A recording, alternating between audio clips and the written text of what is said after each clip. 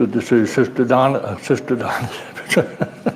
Brother Donna, and know that his surgery went well. And to truly hope and pray that Sister Carolyn's surgery tomorrow will go well as also. Appreciate those that may have logged on to the website or the YouTube or Facebook, and that we begin our study tonight looking at the 30th character thus far in our study of Old Testament characters and what lessons that we hopefully can learn and benefit from them. And tonight we're looking at Asa, who of course was one of the kings of Judah.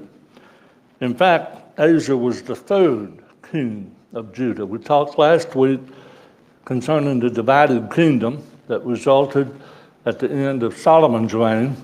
And to just sort of get a little bit of a graphic, sometimes they say a picture is worth 1,000 words. This, of course, is the time in which all 12 tribes were united, and of course the 3 kings that ruled over that united kingdom. But then, after Solomon, the kingdom divided. Kingdom to the south, kingdom of Judah, made up of Judah and Benjamin. The kingdom of Israel to the north, made up of 10 tribes. And we've studied already the first king of Judah, and that is Rehoboam. We've studied the first king of Israel, and that was Jeroboam. And of course, we saw, or we will see, that Abijah is actually the second king, but for the amount of material we have, the third king of Judah, and that is Asa, who, as we see, was the third king. He was for the most part, a good king. In what we read in 2 Chronicles 14 and verse 2, Asa did what was good and right in the eyes of the Lord his God. We see that his mother, or let me get it right here, however, even though his reign started off good, it did not end up well. He reigned for 41 years, and we're going to find that that's the longest reign so far since there had been kings over Israel, whether united or divided, that he will have reigned, he will be the first king to reign longer than Saul, David, Solomon, or Rehoboam, or his father, because as we see, his father reigned only a very short time. But what I want us to make sure of in both our study tonight and for the outlines that you have is that unless I otherwise give a book, all of the references, scriptural references in the rest of the outline will be found in 2 Chronicles. So unless it's otherwise stated, all of the passages that don't have a book designating them are 2 Chronicles. When we look at the life of Asa, as we already mentioned, Abijah was his father. That we read in chapter 14 and verse 2. And what that does is it makes David Asa's great-great-grandfather. So we have Asa that we're studying. We have Abijah that really not all that much information is given about. He only reigned a very short time, about 3 years. And so it's going to be in our study of the kings about like it was in our study of the judges. There were some judges that there just really wasn't any details given other than just names and maybe how long it was that they judged. And this is true of our study, whether the northern kingdom or the southern kingdom. We'll not be able to look at every single individual king in both of those kingdoms, but the ones that we have the most information about, the ones that hopefully we can draw the lessons from that will benefit us. So we have Asa, Abijah, his father, which would make Rehoboam his grandfather, Solomon his great-grandfather, and David Asa's great-great-grandfather. His mother, and this is more rightly truth in the matter, his grandmother, was Masha. And in chapter 15 and verse 16, we read that also he removed Masha, the mother of Asa, the king, from being queen mother, because she had made an obscene image of Asherah, and Asa cut down her obscene image, then crushed and burned it by the brook Kidron. So that's what we see in 2 Chronicles concerning Masha and Asa. But we see the clear picture of it in 1 Kings. In the 15th chapter, verse 2 is referring to Abijah, Asa's father. He reigned 3 years in Jerusalem. His mother's name was Maachah, the granddaughter of Abishalom. So here we're seeing that Masha is the mother of Abijah. Now verse 10, which is in reference to Asa, says, he reigned 41 years in Jerusalem. His grandmother's name was Masha, the granddaughter of Abishalom. Also, he removed Masha, his grandmother, from being queen mother because she'd made an obscene image of Asherah, and Asa cut down her obscene image and burned it by the brook Kidron. Apparently, what takes place with Masha is that Abijah puts her in authority to whatever extent, whether that authority was just sort of a figurehead or whatever, but anyway, she was referred to as the queen mother. And so that would grant her a position, whether it just simply from the standpoint of prestige, whether there was any actual authority that went with it or not. But anyway, it was definitely a position. And apparently she held her position even after her son, Abijah, no longer reigned. And it wasn't until her grandson, Asa, came to the throne that he has her removed, he has her stripped of title, position, whatever, however you want to call it, because of the reasons that we've read both in 2 Chronicles and also there in 1 Kings. She was a part of Abijah setting up idols and causing Judah to go off after the worshiping of idols. So a little bit of things there that we do well to make sure that we understand because of the position of her being the mother of Asa, the queen mother. She was in this position, and she did not lose that position just because Abijah no longer was king, but even carried it to whatever length of time with Asa. Asa reigned, of course, over Jerusalem, and in reference to Judah, rather, and his reign started with 10 years of peace. That we see in chapter 14, verse 1. We know he reigned 41, so 10, those first 10 years were years of peace. And it was during this time that Asa went throughout the kingdom of Judah, the southern kingdom, and he destroyed the idols, the altars, and the high places of worship. Whenever we see in the scriptures reference made to the high places, to the groves, all of that is idolatry. And this is what Asa set out to do. And he destroys them during the first part of his reign. And when Judah was attacked by Sarah, the Ethiopian, Asa put his trust in the Lord to give Judah the victory. That we see in chapter 14, verses 9 through 15. So Asa is doing great so far, much better than his father.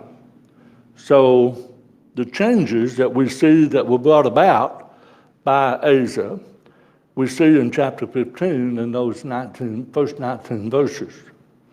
He removed the idols from Judah and Benjamin. He entered into a covenant with the people that they were going to serve the Lord. As we mentioned, he removed the queen mother, Masha, and this all resulted in really about 25 years of peace because of him doing the right thing early on in the beginning of his reign. And then war takes place with Israel. You wouldn't think that kinship would go to war with one another, but they did. And what this takes place over is the king of Israel, which is Baasha, or Baasha, however you want to pronounce it. He closed the border between the northern kingdom and the southern kingdom. And really what Baasha was trying to do was similar to like what Jeroboam was trying to do. Remember Jeroboam set up the golden calves in Dan and Bethel and told Israel, "Hear Israel, of the gods that brought you up out of the land of Egypt." And remember, he did all of that because he did not want the nation of Israel going to worship in Jerusalem, for fear that they would go and they would remain and he would have nobody to reign over. Well, apparently Baasha feared the same thing. So he tried to seal the borders between the northern kingdom and the southern kingdom to prevent the people from traveling from the north to Jerusalem to worship God as they were commanded to do under the law of Moses. And so this is what the war was over between Judah, Asa, and Israel, Baasha. So we see on this occasion, instead of Asa putting his trust in the Lord, he makes a treaty with Syria. No mention, no involvement, no going to and seeking advice or counsel from the Lord. He just simply goes to Syria and forms an alliance with them. And they defeat Baasha. And they reopened the borders. They destroyed all of the things that Baasha had set up as a barrier, as a wall. And they destroyed all of that, the stones, the logs, and everything that Baasha had put forth to try to seal off those two nations. So he was victorious, even though he did not seek counsel from the Lord. And this results in Asa being rebuked by Hananiah.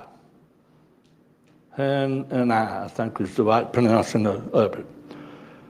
Hananiah comes to Asa and he rebukes him for trusting in Syria rather than trusting in the Lord. Asa had trusted in the Lord to begin with on the occasion when Judah was attacked by the Ethiopians, but now his own kinship are attacking, or at least they're sealing the borders, and he goes to war and makes no inclination, as chapter 16, verses 17 through 10. And so in return for Hananiah's rebuke, look what we read in verse 10 of chapter 16. Asa was angry with the seer and put him in prison, for he was enraged at him because of this. And Asa oppressed some of the people at that time. So he had a temper. And that temper went beyond just the anger that he had toward Hananiah. It even spilled over into the people. There were those of the people that he oppressed because of his anger. Now, the result of the end and closing to the end of Asa's life, Asa suffers from a disease. The Bible says it's in his feet.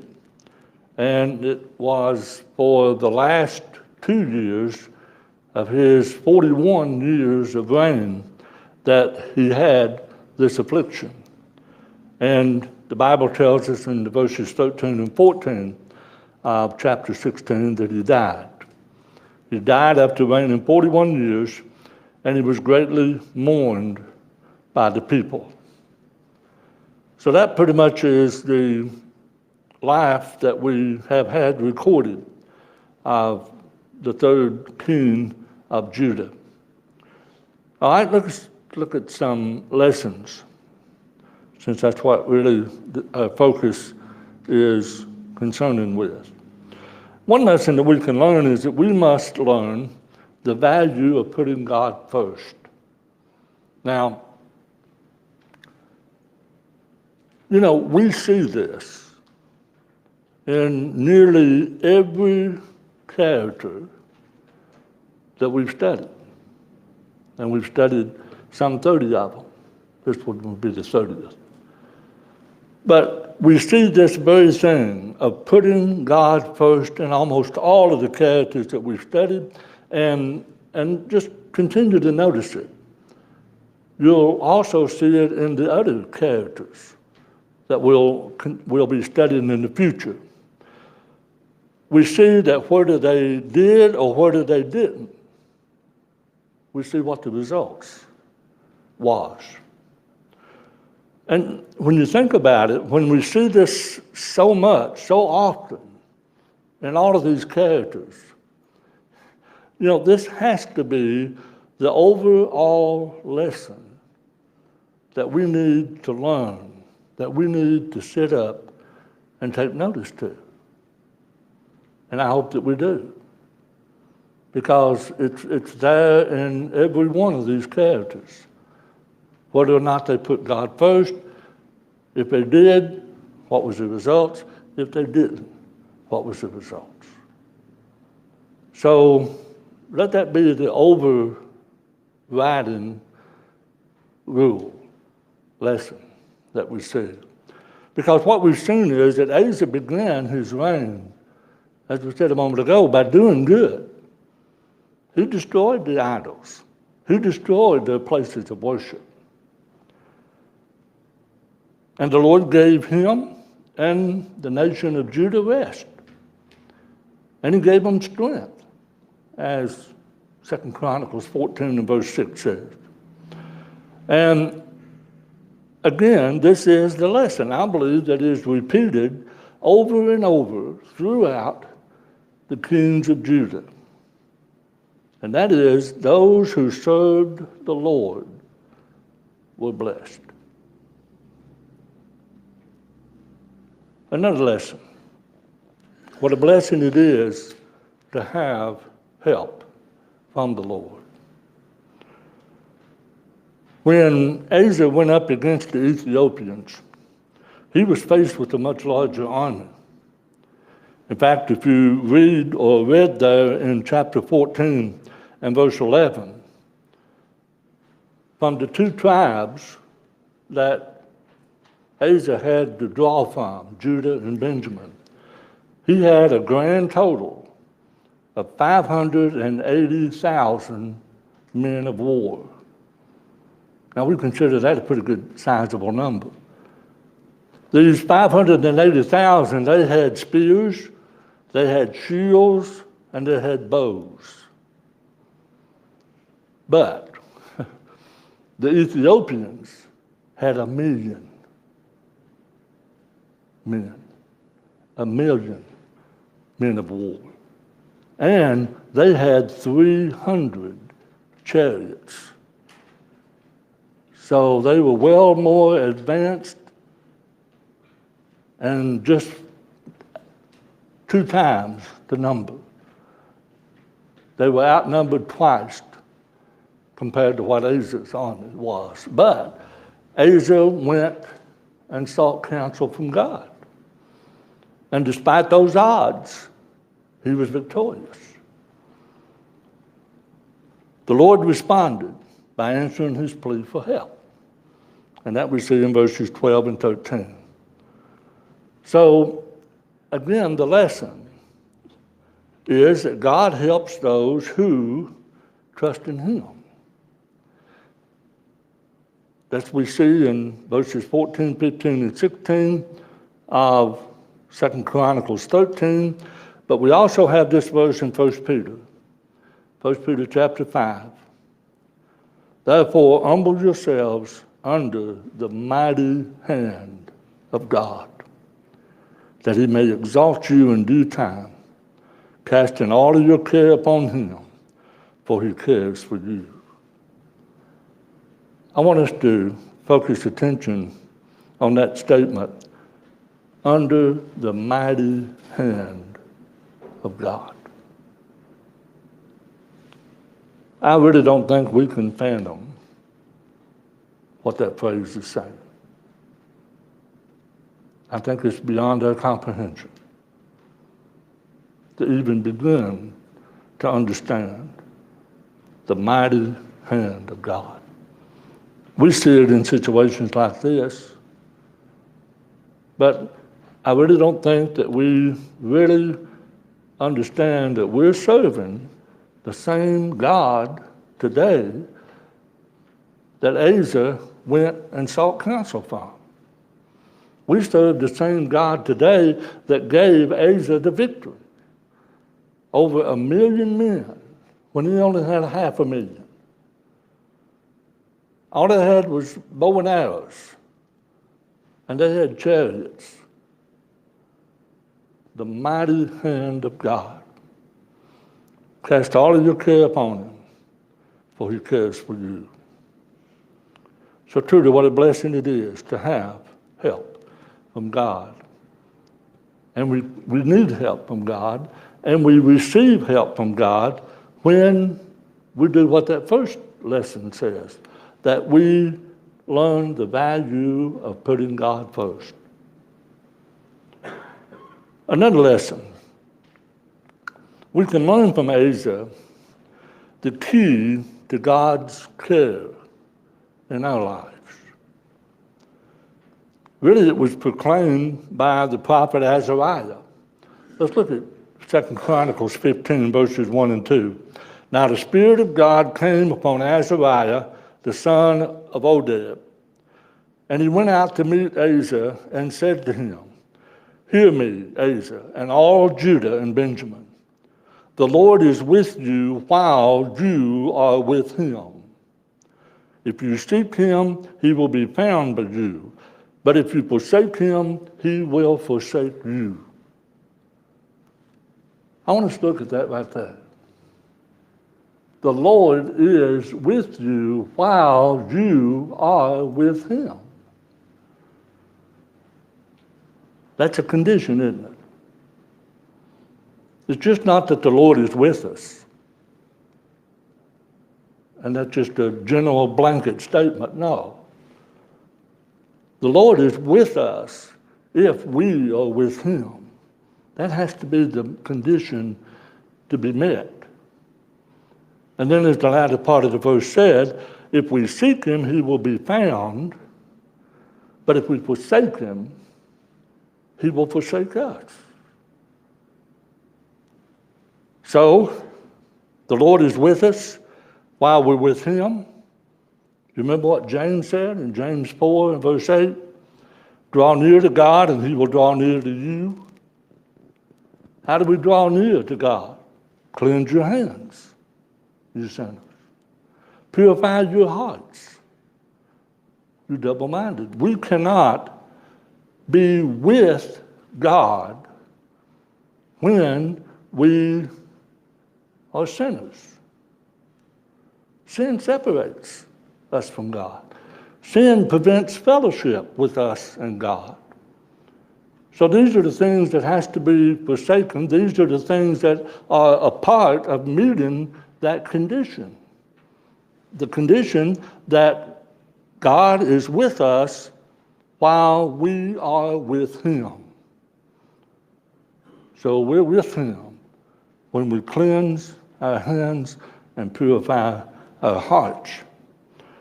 And remember, the passage says that if you seek him, he will be found. Well, that sort of reminds us, if it doesn't, of Matthew 7 in the Sermon on the Mount, when Jesus said in verse 7, ask and it will be given to you, seek and you will find, knock and it will be opened to you. For everyone who asks receives, and he who seeks finds, and to him who knocks it will be open. Remember what Paul said on Mars Hill in trying to set forth that unknown God that they had that shrine? He said that seek God, that he may be found, because God is not far. And I like that statement that I sometimes hear. If we don't feel close to God, guess who moved? See, it's all on condition. It's all on condition of us. Forsake him, and he'll forsake us. Remember Hebrews 10, verse 38, now the just shall live by faith, but if anyone draws back, my soul, and I misspelled the word, I'm sorry, my soul has no pleasure in him. But we are not of those that draw back to perdition, but of those who believe to the saving of the soul. So see, there are the keys that we see here in Asa's dealings that helps us to see how that God does take care, how that God will provide, how that God will see to us in the things of this life. And then another lesson is we must not put family before God. You remember the example of Asa's commitment to the Lord back in 2 Chronicles 15 and verse 16. Also, he removed Marsha, the mother of Asa the king, from being queen mother because she had made an obscene image of Asherah, and Asa cut down her obscene image and crushed it and burned it by the brook Kidron. Your grandmother. You know, a lot of people won't obey the gospel because of their grandmother. They won't do what's right because they feel like that to obey the commandments of God somehow condemns the parents, the grandparents.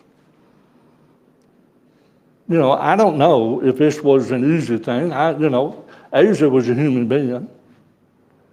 He was just like you and me. So I cannot help but to think that this was a somewhat difficult thing, but he knew it had to be done. He knew that to pardon or to allow her to continue to be queen mother and continue on with this idolatry that she herself is responsible for, at least this particular one, that was not right. And it was not right just because Asa didn't think it was right. It was not right because Asa knew that God was opposed to it. So Asa knew what God required. Asa knew what his grandmother was doing. And so that was his choices. Please God and take care of grandma,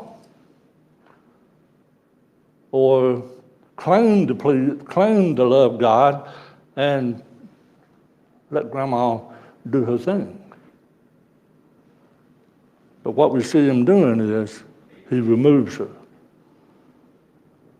He did to his grandmother what Eli wouldn't do to his sons.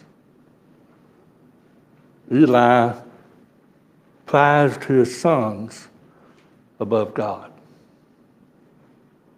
Asa didn't. Asa did not prize his grandmother above the Lord. And you know, Jesus, he had that same commitment. You remember that occasion in Matthew 12, verse 46, that while he was still talking to the multitude, behold, his mother and brothers stood outside seeking to speak with him. Then one said to him, look, your mother and your brothers are standing outside seeking to speak with you.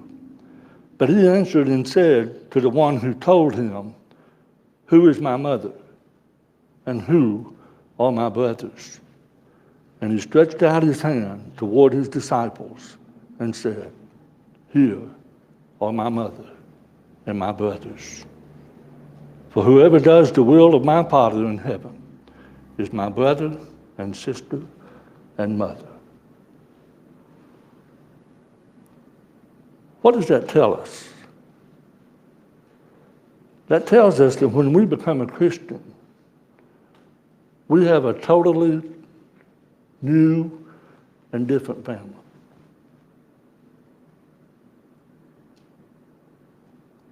It's not mom and dad. It's not brother and sister that holds supreme in our lives. It's those that are doing the will of God. They are our brothers, our sisters, and our mother. There's one other passage, and he expects us to do no less. In Matthew 10, verse 37, he said, he who loves father or mother more than me is not worthy of me. And he that loves son or daughter more than me is not worthy of me. Eli was not worthy. Why? Because he elevated his sons. He rebuked them, remember? But they remained priests. They still carried on doing the sacrifices and dealing with the children of Israel the way they did. They still carried on with their fornication. Oh, he rebuked them. But God said, because you didn't remove them, you treasure them above me. And you remember the curse that God put upon Eli's family. Asa was willing to do what it took to get rid of the idols, and to the best of his ability, the influence that idolatry had that was partly the responsibility of his grandmother. So we're expected to do the same. We must not love our maternal and paternal father and mother more than our Lord. He comes first, just like we saw in that first lesson that we see in Asa. So, Luke 14 and verse 26, if anyone comes to me and does not hate his father and mother, wife and children, brothers and sisters, yes, and his own life also, he cannot be my disciple. A lot of people have trouble with that verse. Just like people today have trouble with that four-letter word, H-A-T-E. The word hate means love less. It doesn't mean that we don't love, respect, and appreciate our mothers and fathers, our children. We're commanded to do that.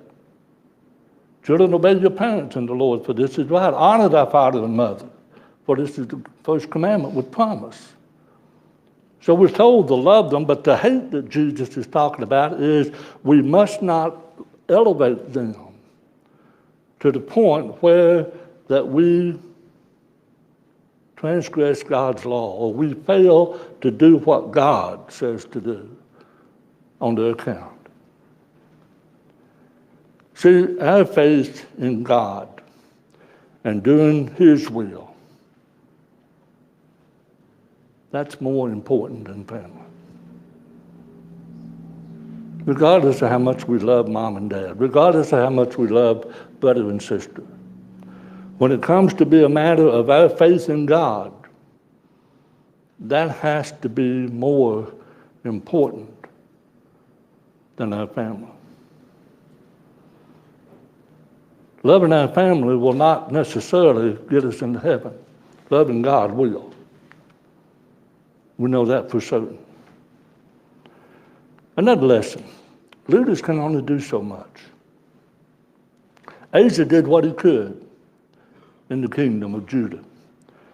We see that Asa did what was good and right in the eyes of the Lord his God, for he removed the altars of the foreign gods and the high places, and broke down the sacred pillars and cut down the wooden images. He commanded Judah to seek the Lord God of their fathers and to observe the law and the commandment. See, this is what Asa did.